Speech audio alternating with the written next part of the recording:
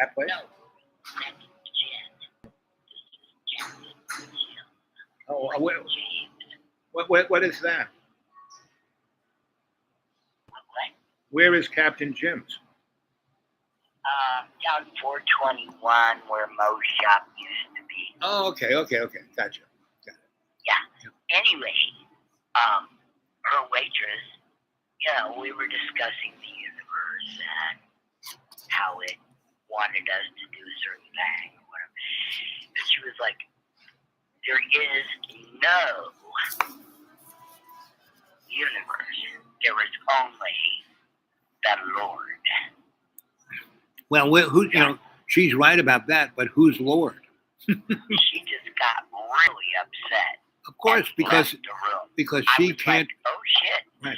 I mean, the conversation did not involve her for one thing. Right. But, I just saw how rigid. Well, that's how and rigid. miserable. But she is. That's She's in pain. right. She's in pain. Right, and she's not gonna.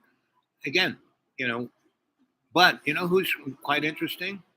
That diner that's right next to Moe's, right? That woman who's a waitress in there and now is part of the cadre of Moe's, right? Wow. She tries to be, She has a nice car, and she is the sweetest, nicest person. I read her palm. We talked about interesting theology, and she was right there with it. She's ready to move. She realizes that everything that she had done in her life was, she got screwed. And instead of being mean and cruel and wanting to be upset, she realizes she only has so much time left, so she's going to have a good time. So she showed up, and she went to Johnson City to hear rock and roll with Mo the other night. Now, I would have gone too, but I can't see. I couldn't drive my car. When I get my eyes fixed, I'll be able to be a little more mobile. who are you talking about? I don't know her name, but she's a waitress. The place right in the corner, right next to Moe's, that diner there. Oh, Michelle. Michelle starts with that. Yeah. She's she has realized that she has been fed a load of crap, and she's gonna have a good time, but be her best, be the sweetest, because she is so sweet, so kind. And she is waking up, not becoming woke, but waking up. Yeah. There's a guy who works over there also, a Native American. Yes, Terry. He's Terry. Great guy, right? So that's So I'm telling you, there are people like that all over. Before we met you, but Right. You're fast ready.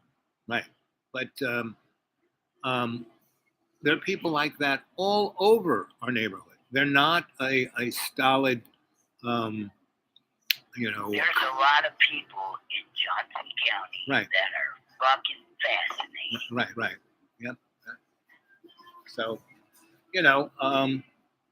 and that's across America. It's not just there. It's across frigging America. And I concentrate on local because that's where you are. That's where you are. But I cannot influence the rest of it, so I give up on it. Well, I was more a don't follow it. Right. Don't give a shit. Right. I can't do anything. Well, I used to get paid a lot of money to do all of that, so I still do. And people call me up, and it's like a miracle because I have no telephone signal out there in the woods.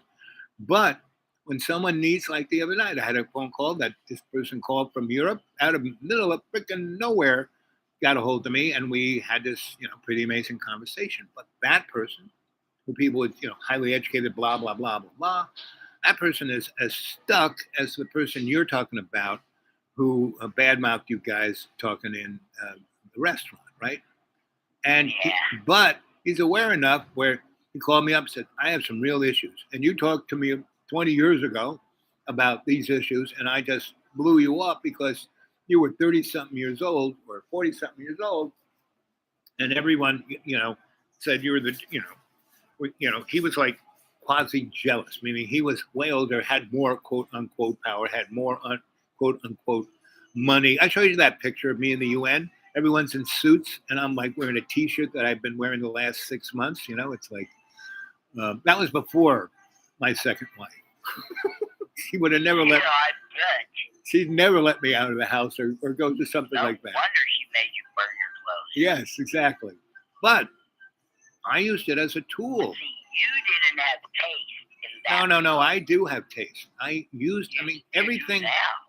No, I've had it then. Meaning, my father was like the most impeccable dresser. And when I was a little boy, the one thing when I was 6, and he told you don't belong here, he kind of realized what he said. So to make it up, my dad, he was not, because he had serious issues. So how he tried to show his love for you, he'd buy you stuff, right? So pretty much a few months after he did that, he took me to Brooks Brothers.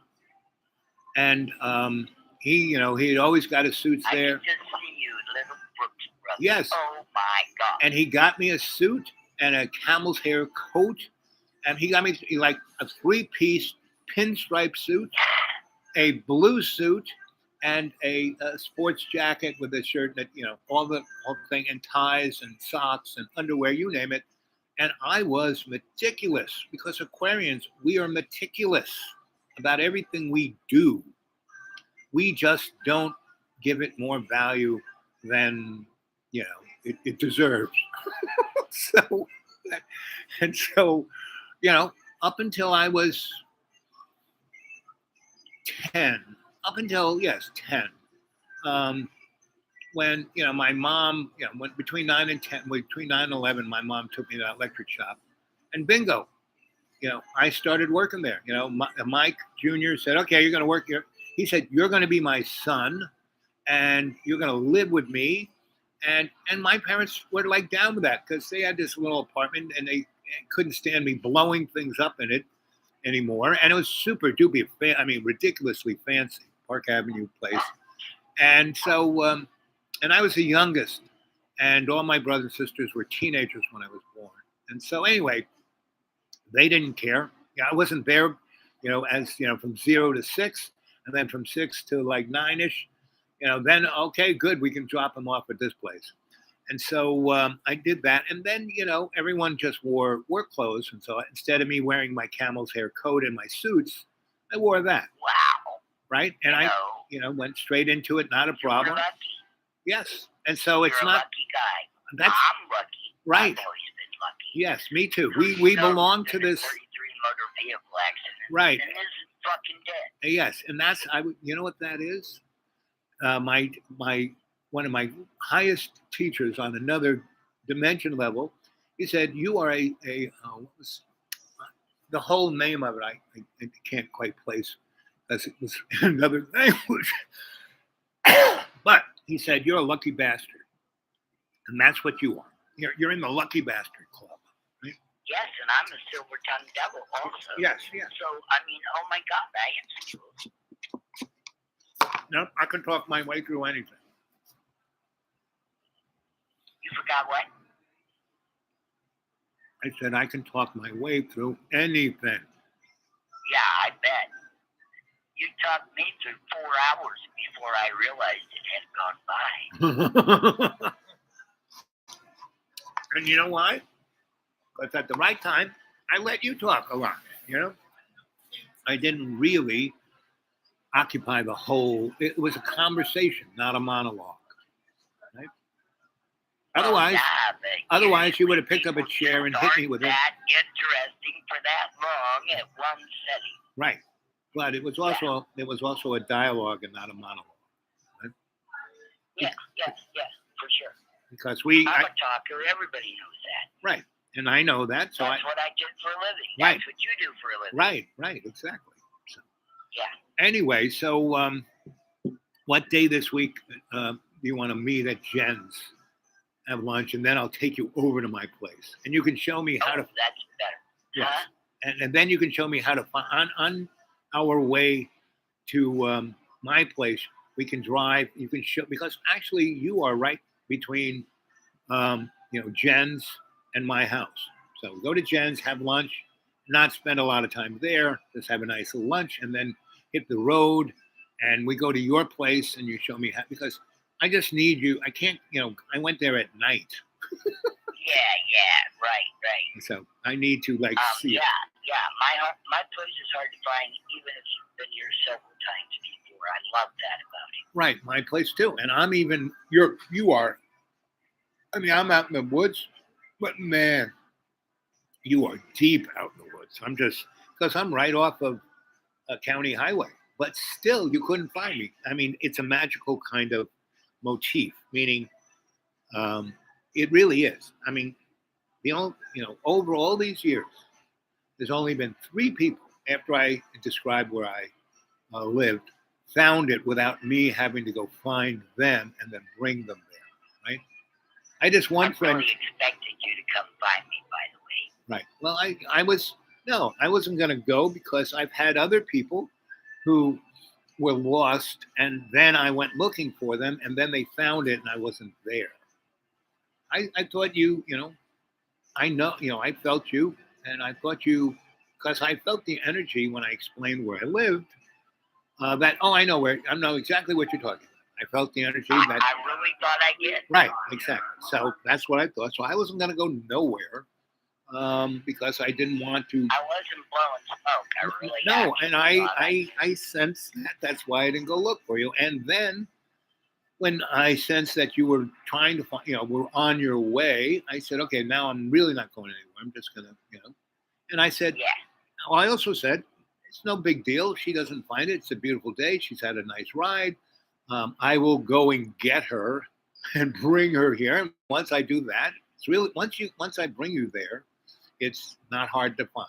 So it's one of those things. And so, but the real deal, why I'm in your life at this moment, there's 2 reasons. We have a potential to do some really fun things in a cadre, just not you and me, but Mo and Robin and other people and Miss M, and there are a whole bunch. I'm feeling a cadre forming up, right? That we're going to do something that will be remembered in that neck of the woods, and we won't change. We will change that neck of the woods, and people who will come and experience it will, you know, remember it, and we'll say, boy, that place was pretty amazing. And that's how we'll change the rest of the world, is that they'll bump into it and go, wow. And there's that. And the other thing is that there are a lot of things I can help you with. You're right on the edge of being a happy person. Okay. And you just have to do a little housekeeping on the inside. And all the tools. You just need a buddy who will give you positive reinforcement instead of always asking for help. Now, you like to help people, so there are a number of things you can help me. Like, I need somebody to drive me to the doctors to get my eyes operated. You definitely can help me do that, right? And there are other little things of that nature. Yeah, but I don't do it so that you give me something in return. Oh, I know. And I don't do it. Okay. I don't do it that same way either. It's not a quid quo pro, because quid quo pro is one of the basic problems of our world. Because the real issue, it's not technical. I mean, I spent 40 years proving to everyone that it's not a technical problem, and that it's not a problem of not having enough. We live on a planet of abundance, and it's not a matter of finance. There's enough. I mean, if they can dump $250 billion into a war in Ukraine in 4 months, there's enough money for anything, right? What the real problem is that the problem is love, and that people are stuck in their concept of love. And a good example, a perfect example of that, is the waitress at the Captain whatever place that gave you a hard time for, not being, her kind of Christian. And what that is conditional love, right there. Now, if you were her kind of Christian, she would have loved you like ooh, ooh, ooh. But she's conditionally loving. Whereas, what's that lady's name? Mel? Oh, what's the one in the waitress? What's her name?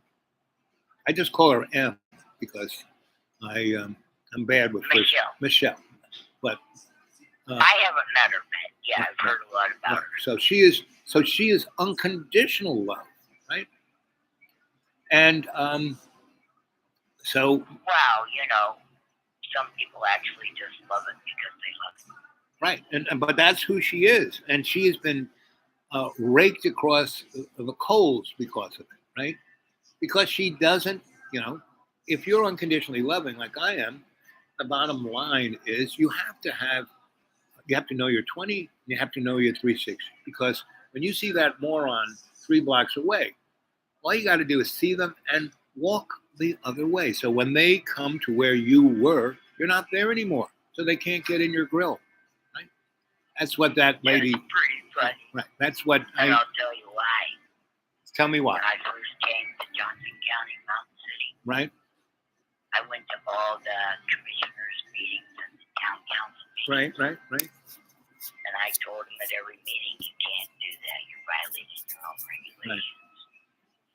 And for many years, if they saw me walking down the sidewalk, they would cross over Yes. to the other side. And I have a friend who would tell me, like, I can't get more than 470 people to subscribe to this channel.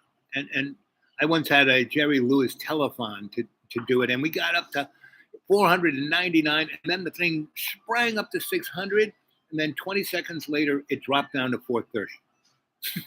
Meaning I had guardrails around me, right? And this guy said to me, this is a good example why you are doing a good job here, right? And the other thing about, every device I have, someone's listening to it. So, I never say anything. I never use names or locations. You know I'm a terrorist, right? Stop that. That's what I'm saying. Don't talk about like where you are, what it is. We're talking about ideas. That's it, right? So, Yeah, well, a lot of people think that. give me a break. You're what you are. You're a freaking lawyer. I have a cell phone for that exact reason. But even your wired phone is being listened to. There is not an electronic. I have no caller ID, none of that. Right. But it doesn't matter because they got it on. Fucking ID. Right. No, but it doesn't matter when people think that I've got it. No, the way that technology is so far advanced than what we have at Walmart's. No, they are listening to your brain waves. But the bottom line is, I talk about everything, but nothing specific about location, people's names. That's when I like to just use first letters. I'm like the Men in Black. That's why I'm Al. It fits. I could be Alan. I could be. There's so many Owls I could be, right? But man, I know that there's no hiding. So I don't hide. I just nudge, nudge, wink, wink. So I'm telling you, just if you're talking, hide in plain sight. We don't really need to hide. Right, exactly. And but I talk to you on a cell phone, so we don't talk about where we are, locations, names, none of the above, right? So just that is our little rule when we're talking, because I don't have. Fine by me. I'm on so many fucking lists. Right, exactly. Right. So, fingerprint card. And I'm just telling you, yes. But I mean, they know, like me. If they want to get okay. Right, if they wanted, this far. But the real deal is, it's like I said, my YouTube channel. They don't take it down. They don't interrupt it. They don't bother with it. I just can't get above a certain level inside the algorithm. So only this group. A lot of people watch it. Way more than 540 people said, I really love it. I watch your show all the time, and I've tried to subscribe, but it won't, because if a bunch of people, I get close to 500, then that drops down to somewhere between 470. And and a lot of people. Credit score. Well, I don't even have that. I had such a unbelievable credit score, like 9,000. I mean, they would lend me anything, and Yeah, I had 5 cards with $180,000 in unsecured credit before I came here. The thing I feel sorry for are all those kids. I bought my property with a credit card. Right, and that's what you should do, and then declare bankruptcy. Yeah. But because you get rid of the credit card Right. debt, but you get to keep the house. house, right? If that's your only house, yes, yeah, one house, Yeah. that's it, right? So so we understand how the game's played, right? And we have service, right? My whole basic for 40 years career, or longer, maybe 60 years of my career. If you go all the way back to when I was 9, I served, the unipolar world, but my own frigging way. And they were down with it. Okay, so we know who he is. We know how he acts. He has his skill set, and we need him here and then, and now and then. And I did all kind, like I traveled the world. I lived in Australia for 3 years, and I went there on a visiting visa, and then I stayed there 3 years. And I worked the whole time I was there. I wasn't supposed to work. I worked the whole time I was there for the government in really kind of restricted, meaning they looked up who I was, and they employed me. And then one day I was at this meeting and I just asked all the wrong questions because my wife wanted to go back to New York, and it looked like we were going to be, that place is where it's like the prison country. Like it looked like we weren't getting out of there. So I knew I was in this meeting, and if I said enough things that made them uncomfortable, they would say, "Who is he? What's he doing here?" That's exactly what happened, and these That's what I do too. right, and so these guys with sunglasses and J.C. Penney suits came in, took me out of that meeting room, brought me to a room that had no windows and no doorknob on my side.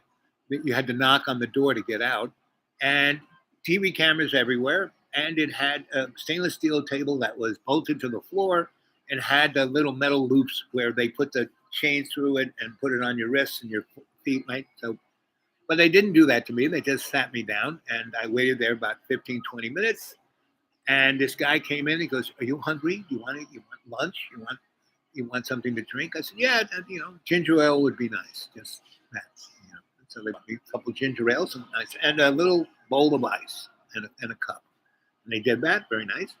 Want a cigarette? No, don't smoke. Anyway, then this guy came in with like a $6,000 suit. And he looked like Santa Claus, but every hair on his face was perfect. Every hair on his head he had pretty long hair too. And he sat down and he said, "Well, Al, now we have just realized that you have been illegal. You're an illegal alien, and you've been in our country for 3 years without." I said, "Okay, right here, let's stop. I've worked for you for 3 years, doing stuff that if you didn't know who I was and where I came from and what I did, that's your problem. That shows your incompetence." He goes, "Yes, yes, yes." I said, "So that's not going to work with me." He goes, "Well, but you can't stay here anymore." I said, "Fine, great, I'll go. Buy me a ticket." He goes, "We're going to do better." And he pulled out an envelope and slid it to me, and it was $5,000 in Australian dollars, right? And he goes, "We're going to get on the helicopter," and we were like in Tasmania, which is way down near the South Pole. And what happened? I worked for this company where, Yeah, I got friends in Tasmania. I know where and it's a really strange place, and they had an it's at. Yeah, underground facility, they're strange friends. right? And but that's where the most powerful, Aborigines lived.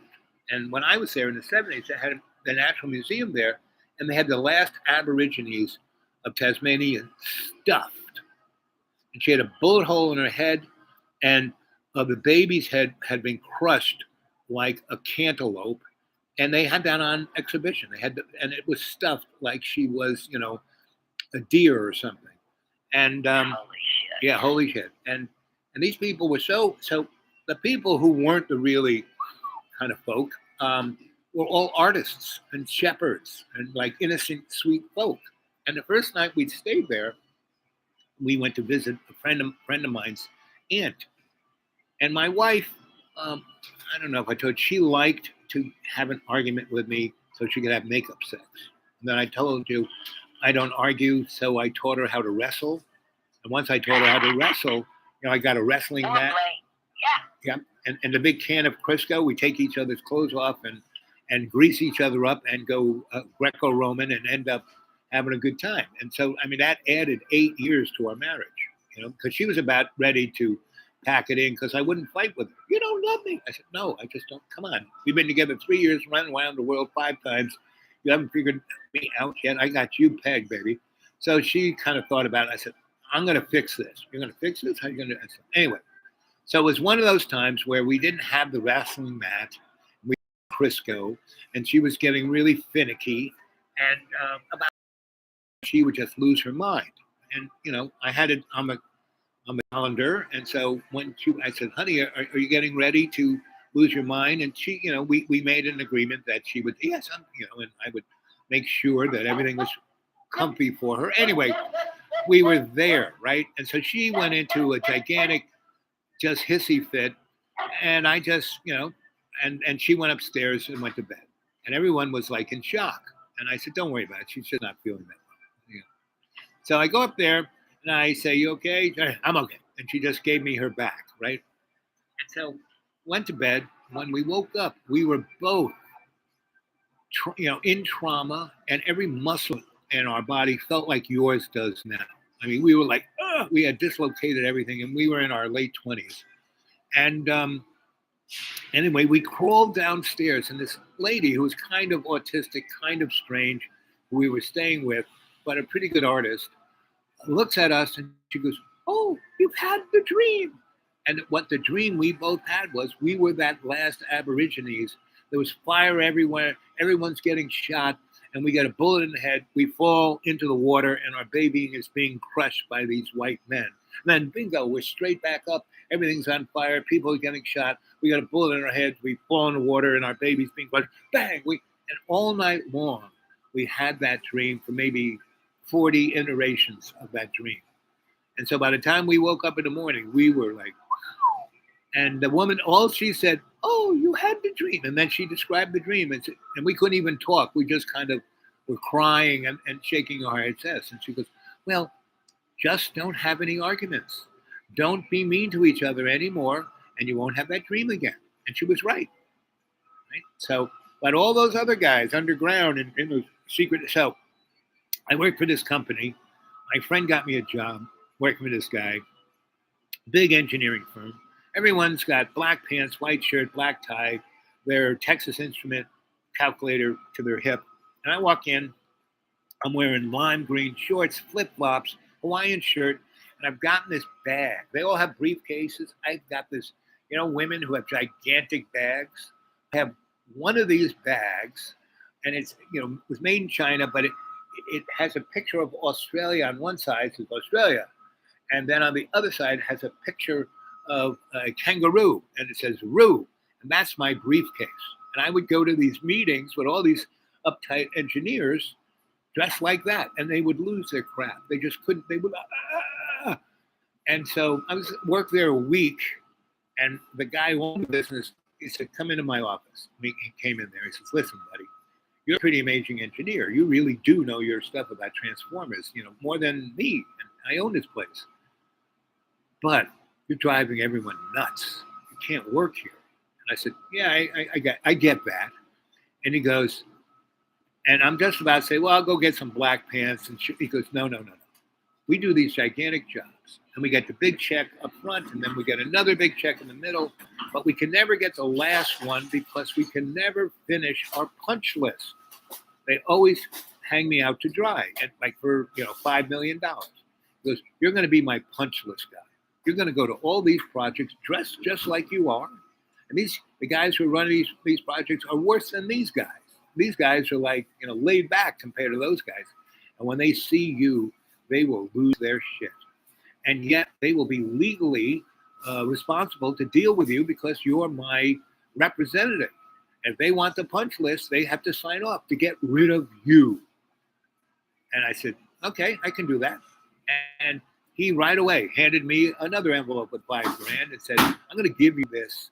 I'm going to give you this or more every month, whether you work for me or not, because I have, if you can do this, and I have a project for you and you go do that. So I did. I went off to Broome where they built this big aluminum smelter, and I was there as the punch list guy, and they did not last 2 days before they signed off on the job, and he made $20 million. So $5,000 a month was nothing for $5 million. And I did it for him over those 3 years. I did it maybe 8 times, and some jobs were even bigger. And so this one in Tasmania was one of those jobs. But I worked for the government of Australia as a anthropologist. I went out and lived with the Aboriginal tribe. I was part. You know what the NEA is in America, National Endowment of the Arts, right? Australia has a certain thing, and this really great woman, Punch Hawks. She was my bud. Like I'm trying to have you guys as my buds. We were a great team, and there were a whole bunch of people. All the movies, Mad Max movies, right? Did you ever see those movies? Yeah. They were made by these people that we started this thing called the Avant-Garde Theatre of Australia. And what's his name, who played Mad Max? He was part of that, right? And Mel, whatever his name is. And he was just a boy from Brisbane. I mean, he was nothing, anything. He was a good-looking guy, but there was a crew that started, the Avant-Garde Theatre. So that was run by the government, and a whole bunch of other things I did. They were all run by the frigging government. And if they didn't want me there, they shouldn't have hired me. But they sent me to this place that was underground, and in Tasmania, there's this tree, the Gordon Ridge, and these trees make the redwoods in California look like nothing. They're like unbelievably old. And they built a dam, and they flooded that whole ravine of like 20 square miles. And these trees were so old, so big, it was going to take them 100 years to die. And so when we flew in on a helicopter, it was this gigantic lake that was covered in Christmas trees. And that was the tops of those trees.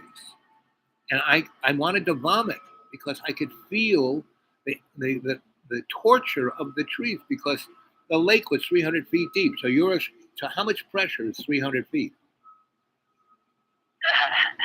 And that's what those trees were. And they were so big, they weren't going to die anytime soon.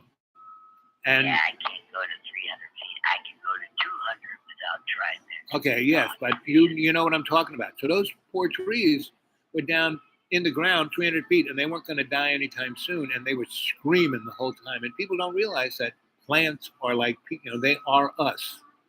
And that's why everything's suffering so much, because we are straight on destroying the planet.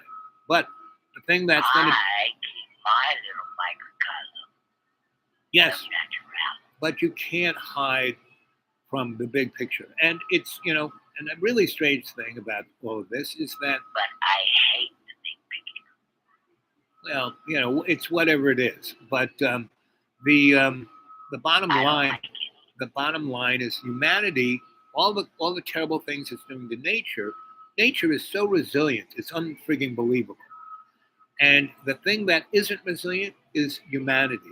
And we are on, we are lemmings that have already walked off the cliff. We are like, Wile E. Coyote. That's, the Acme rocket has cut out, and we're heading for the big splat, So anyway, so I'm going on about, because we're underground. We land, we take this elevator. We didn't even get out of the helicopter. The elevator took the whole helicopter down 300 levels. And we're underground. It's like something out of 2001: A Space Odyssey. And and I keep saying, what the heck is this place? And because they're using some really sophisticated high voltage, direct current high voltage, which is a whole nother universe. And I'm the punch list guy, and we're going through this thing, and they're really upset that I'm there in a rainbow skirt, and high heels, because my boss said, I really want these guys, I want you to give them the full Monty. I mean, here's $100. Go buy the wildest, craziest, something that will make them throw up, because they owe me a lot of money. and they have been putting the punch list guys off for 5 years. This is like, you're gonna really earn your money if you do this. I said, okay. So I wore a rainbow skirt, a tube top, and I had long hair, and I went and got a perm, and I had eye makeup on. And when the guy, stopped at, I flew in from Melbourne into their airport in the capital city, and we got on this private helicopter, and it was just me. The guy looked at me and just, and I had this paperwork to show that I represent, because my boss would give me this thing written by his lawyer, giving me the authority. It's like the, authority, and and my ID and everything. And it was like, and I worked in some pretty high end, government places. So I had like whatever they would consider clearance, and he had that. And anyway, it was really showing I wasn't just some fool who ended up there. I was the guy. I was just wearing high heels, a rainbow skirt, and a tube top, and I had, my hair. And I had really long, straight hair. So I had like an Angela Davis afro. Right? I took it to the extreme, right? So, and they just couldn't even, and I kept looking at everything and taking pictures. I had my little throwaway Kodak, not Kodak, but Walmart throwaway camera, and I kept taking pictures, right? And this is a security, and it says, look right here. It says I'm cleared. I can do this. I'm representing this company. Fuck you. And I just kept doing shit like that, and I kept saying, what is this place for? Because Tasmania had 1,500 people and 8 million sheep. And he goes, it's for the economics of, I said, there is no industry. This is enough electricity for 6 million people. And the kind of transmission equipment you got here, the only thing I see you are making hydropower to be sent wirelessly to Antarctica, where you have an underground base where you have 6 million people. And that's when I said that at this meeting, wearing high heels and rainbow skirt and tube top. And I was, at the, the chalkboard going on about X, Y, and Z. That's when the security people came in and took me away and put me in that room. And that's when Santa Claus showed up. And he said, okay, it's time for you to go. And right then and there, he goes, you want to get out of that getup? And I said, really? I said, yeah. I said, well, okay. So he allowed me to take the makeup off. He had a pair of sneakers and jeans and a shirt. I still kept I really liked I looked really good in the Angela Davis afro. And so, and there was no way, that was going to have to take care of itself. And so, anyway, we flew back, and his helicopter was so fast, we didn't even land in Tasmania. We just flew straight from there to Melbourne. And he said, okay, you got to leave. And he gives me this card. He goes, this will get a hold of me no matter where I am. When someone answers the phone, it will be me. Meaning he had, in 77, he had a cell phone, or satellite phone. It's where I am,